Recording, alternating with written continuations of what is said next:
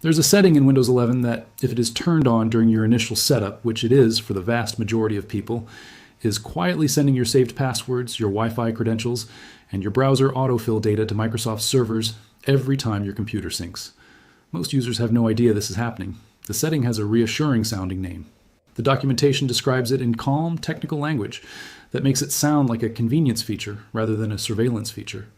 And technically, Microsoft is not doing anything illegal with the data, but the fact that it happens at all and the fact that most users consented to it without realizing what they were consenting to is the kind of thing that should make you pause, open your settings app, and verify what your computer is actually doing behind your back.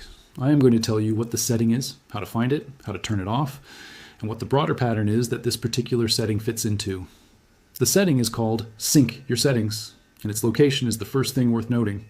On Windows 11, you find it by opening Settings, clicking Accounts, and then clicking Windows Backup. Inside Windows Backup, you will see a toggle labeled Remember My Apps and Settings, and beneath it, a subsection that includes multiple categories of data that can be synchronized across your devices. Among those categories is one labeled Remember My Preferences, which includes, in fine print if you click through, passwords saved in browsers that integrate with Windows credential storage, Wi-Fi network credentials, language preferences, display settings, and browser history for Edge. Now, if you read that description casually, it sounds benign. Passwords, Wi-Fi, language preferences. Who does not want their settings to follow them between devices? That is the pitch. The pitch is honestly reasonable on its face. The reality under the hood is more complicated. When the setting is enabled, your local machine synchronizes the categories I listed to a cloud storage area associated with your Microsoft account. The synchronization is encrypted in transit and, according to Microsoft's documentation, encrypted at rest. Microsoft says it does not use this data for advertising purposes. Microsoft says the synchronization is provided as a convenience to users who have multiple devices. None of that is a lie, but the picture the marketing paints is incomplete. First, the encryption. Microsoft encrypts the data, but Microsoft holds the encryption keys. That means Microsoft can, when it chooses or when legally compelled to, decrypt and read the data. This is not a theoretical concern. Microsoft responds to tens of thousands of law enforcement requests per year, and data stored in Microsoft's cloud is routinely produced in response to valid legal process. If you consider your saved passwords sensitive enough that you would not want a third party to see them, and if you consider Microsoft a third party rather than an extension of yourself, then the fact that your passwords are stored in a form Microsoft can read matters. Second, the scope. The setting does not just sync the passwords you save in Microsoft Edge, it also syncs credentials stored in Windows Credential Manager, which includes authentication tokens used by various applications, Wi-Fi network passwords for networks you have connected to, and a handful of other categories of credentials depending on your specific configuration. Users who think they are syncing browser passwords are often also syncing Wi-Fi credentials, which is a different category of sensitivity entirely. Your home Wi-Fi password is, for many people, the key to physically accessing their network. And that is not a secret most users think of as something they are uploading to a cloud service. Third, the persistence. Data synchronized to Microsoft's cloud persists there, even after you have disabled the sync on your devices. Disabling the setting stops future uploads, but it does not automatically delete what has already been uploaded. To delete the synced data, you need to visit your Microsoft account privacy dashboard, navigate to the relevant section, and explicitly request deletion. That step is not obvious to most users. Many users who disable the setting believe they have revoked Microsoft's access to their data. They have, partially, for future data. Past data remains unless deleted separately.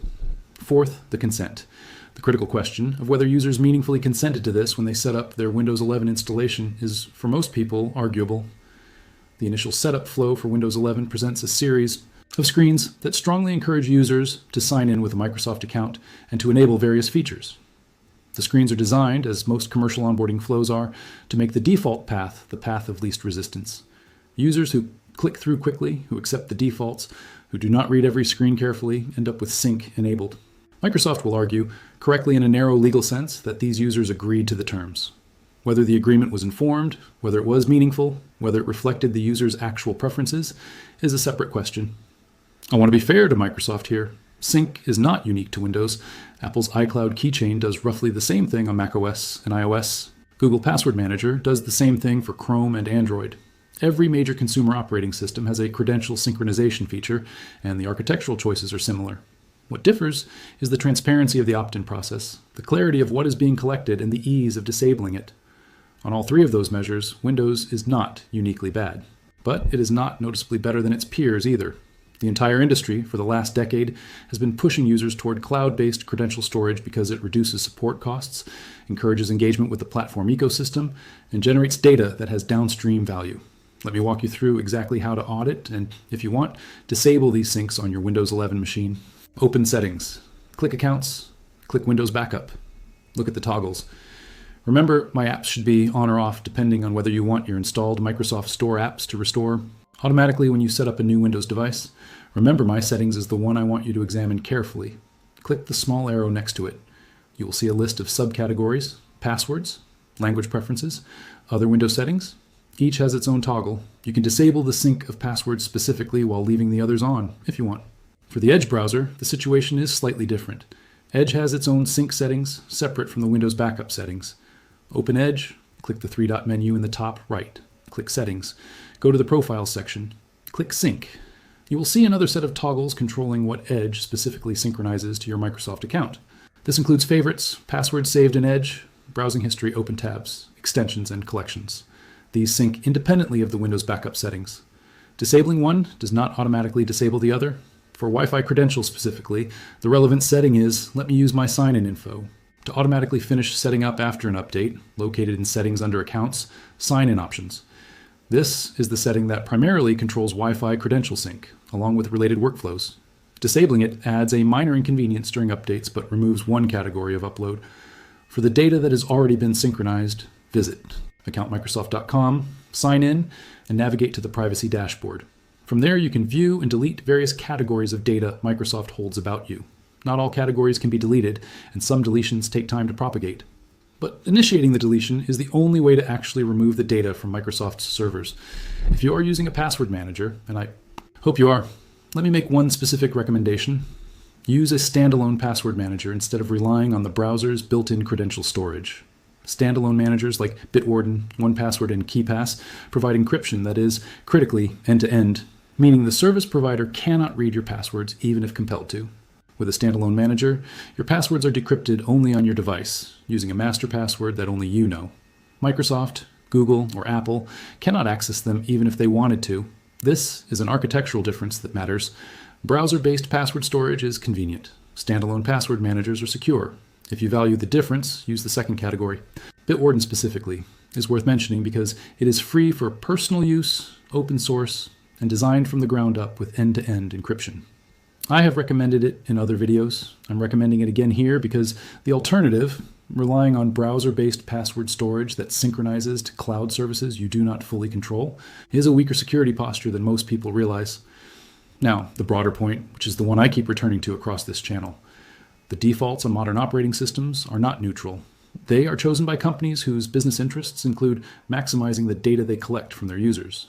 Sometimes the data is used for advertising, sometimes it is used for service improvement. Sometimes it is simply collected because collection is the default posture of large software companies, because the costs of collection are low and the benefits, though intangible, are real for the collector. Every time you click through a setup flow without examining the defaults, you are consenting to these collection practices. The consent is, in a narrow legal sense, valid. In a meaningful sense, it is often not. The remedy is awareness and engagement. The remedy is reading the screens during setup. The remedy is examining the settings after installation. The remedy is asking, periodically, what your computer is doing that you are not aware of, and taking the time to find out. None of this is fun. None of it is easy. All of it matters, incrementally, because the alternative is letting the defaults run your computing life for you. Take 30 minutes this week. Walk through your Windows 11 settings. Look at Windows Backup. Look at Edge Sync. Look at your Microsoft account privacy dashboard. Make deliberate choices.